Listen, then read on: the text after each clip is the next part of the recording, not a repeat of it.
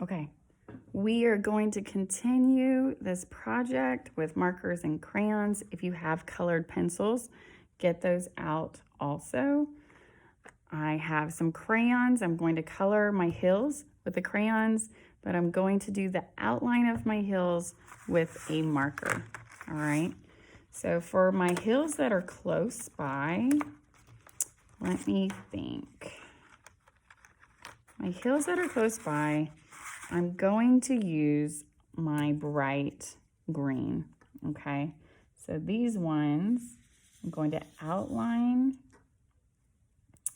these two hills like this.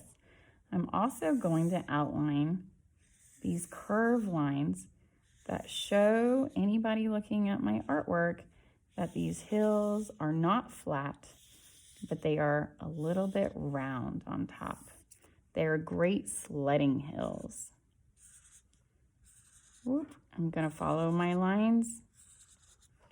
Doesn't have to be perfect, but I'm trying to stay close to where they originally went. I'm going to get my colors. I'm going to choose some greens and some different blues. So I'm going to choose a dark green, sort of a Kelly green, I would call it, maybe a lime green. And you know what, just because it is getting close to the end of the year, I'm also choosing that dandelion yellow, and I might choose this one too. We don't get as much rain, or it's a lot drier out, so I might even grab a brown. And there was a blue in here. I think I might even use that blue. So I've got a lot of different colors, and I think that's a good start. So I'm gonna put that here, my box, and I'm gonna start with a mix between this blue and these two greens right here for this front hill, okay? I know it sounds strange to make a hill a blue color, but I am going to end up layering a little bit with that green. So I just want to see how it turns out. We are experimenting. We are artists, and artists experiment, especially with color.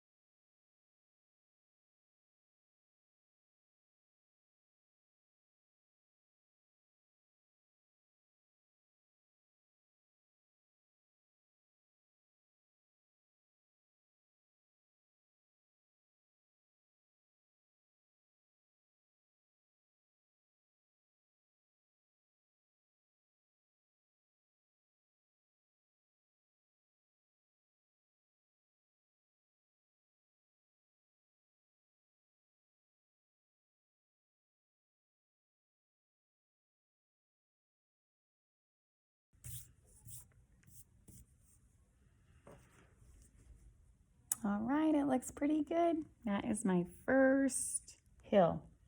Now the hill behind, I'm going to use similar colors, but they might feel a little bit lighter as far as the brightness. They might not feel as bright as these ones right here in front. So let's see here.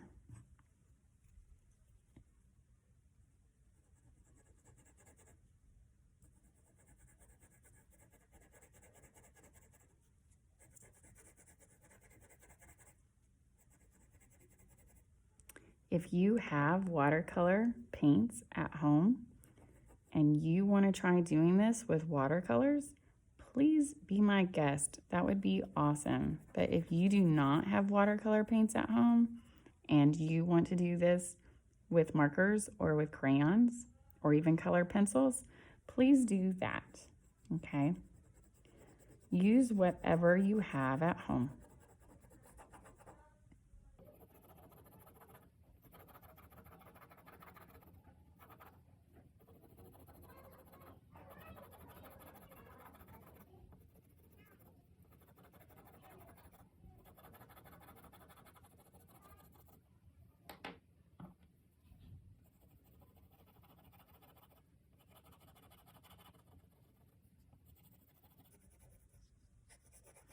I'm just coloring a little bit lighter with these colors. I'm not pressing as hard on the paper.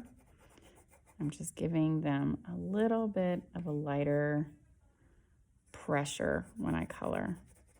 I like the blue on top of the yellow or the light green. I like how it makes the green a little different.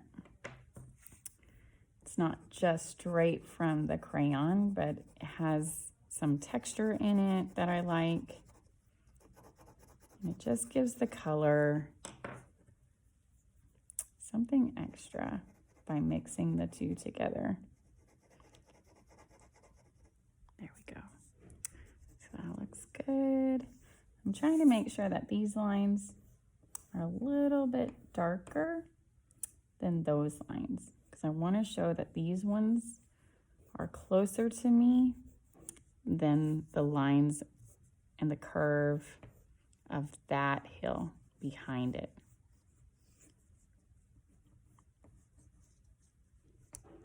There, so I'm pressing a little bit harder to give this one a little bit more detail than that one. Okay, for these hills back here, I'm going to just experiment a little bit with color. I'm curious to see how they'll look if I use a little bit of orange or even a little bit of brown. You do not have to experiment the way I am. I just want to see what it could look like. And if it doesn't look good, then I will know. But I'm not trying to create a perfect picture. I'm just trying to experiment. And if there's going to be something that's correct, it's going to be the placement of our hills. That's what I want to be as close to correct as possible for this artwork.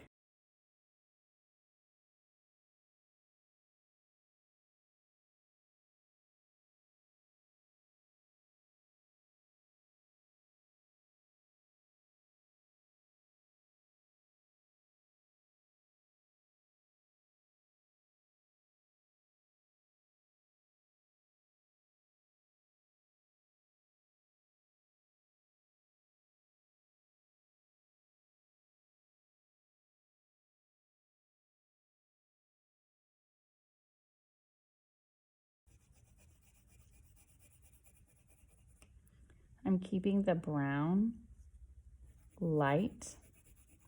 The pressure is not very hard on the paper. I also am finding out that when I add the brown over the orange and the yellow, it's giving a completely different feel. You know, it's not quite, it's almost looking like this field didn't get any water and these two got a lot of water. So I think that I'm gonna go over these with just a little bit of green to give it that feeling that there is still something growing there.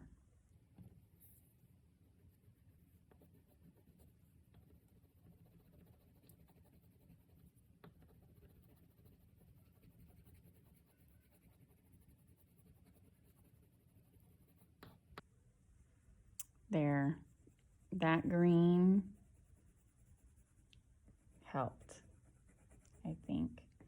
I'm not sure if I love it, but you know what? We have to experiment to figure out what we like and what we don't like when we're doing artwork. And now I can evaluate if I were to do this again, maybe I would leave off the brown and the yellow and the orange, and maybe I would change it up differently. But you know what? You don't know until you try. And so if you're experimenting today in your own field landscape drawing, I am proud of you, because it really takes being a little bit courageous to do something that you are experimenting with. You don't know how it's going to turn out, so you have to sort of roll with it. All right, for this hill back here, these two are very, very light. So I may just stick to a very light blue color, and I may go over them with just some greens again to tie it all together. So I'm keeping my crayon really, really light when I do this.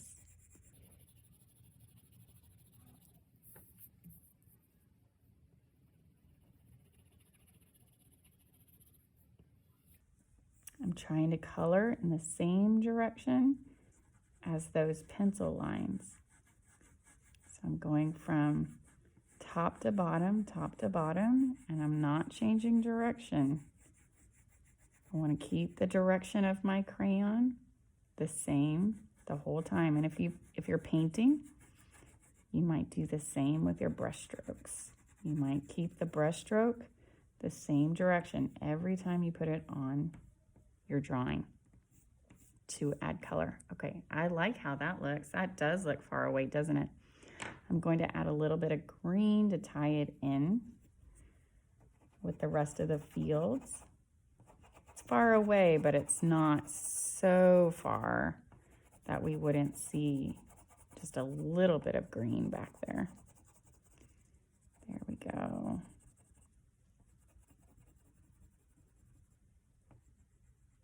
All right, now the one that's really far away, that one that's far, far off in the distance, that one is going to be even lighter. So I'm gonna get even lighter with it. And you know what? I might get some purple out. Purple is a great color for distance and to show that something's far away. But I will have to keep the purple very light. I do not want it to get dark. Otherwise, it might give the impression that maybe it's not a field, but maybe it could be a mountain or something. So I want it to feel like it's a field. So I'm keeping my purple very, very, very light on my paper. Going over the blue.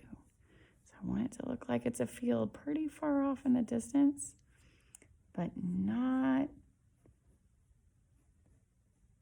a structure that's solid. What am I trying to say? I'm trying to say I don't want it to look like it's not a hill. I don't want it to look like a big rock or part of a mountain. I still want it to look like it's a hill, like it belongs to the group of hills that I've been drawing. It's part of the hill family. That looks good and fun. Don't you want to just run all over those hills and run out of breath? And then when it snows, run up and down them with whatever sled you have. The last time I went sledding, I was sledding on a cookie sheet. So that shows how much it snows in Texas, right? All right, so those look good. All right, now for my sky, the higher up the higher we get away from the earth, the darker it gets. So I'm going to use a darker blue for the top of my paper. And then I'm going to use a lighter blue, or I will let my crayon get lighter as I go. So if you're using watercolor, you're going to have your darker watercolor at the top, and as you paint downward, it's going to get lighter and lighter. Now save room, make sure you don't watercolor over your clouds, okay? Save room, or have a tissue nearby to dab your paper with the tissue to get up any water that might have gone over it. Something else you can do, if you have a white crayon, you can color the clouds with your white crayon, and because your crayon is made of wax, some of the water will go over the wax of your cloud and leave your cloud alone. So you will be able to keep that white if you want to try that first. Okay, that's an option. Since I'm not using watercolor and I'm using a crayon, I'm going to start layering. So I'm going to start at the top with a little bit more pressure, and then as I go down my paper, I'm going to get lighter and lighter with my pressure. Okay, what I do oftentimes to create layers that feel like they're dark on top is I go over and over the same area with the same color or with another color. So I'm going around my clouds like this, creating a little bit of space around them with my crayon. And then I'm going to go in a straight line right here across. I'm taking my time. I don't want to scribble. It's always tempting to scribble, but I don't want to scribble. I want to take my time and have control of my crayon as I do it. There. Now, I want this area up here to be darker. So I'm going to keep going over it again and again with pressure.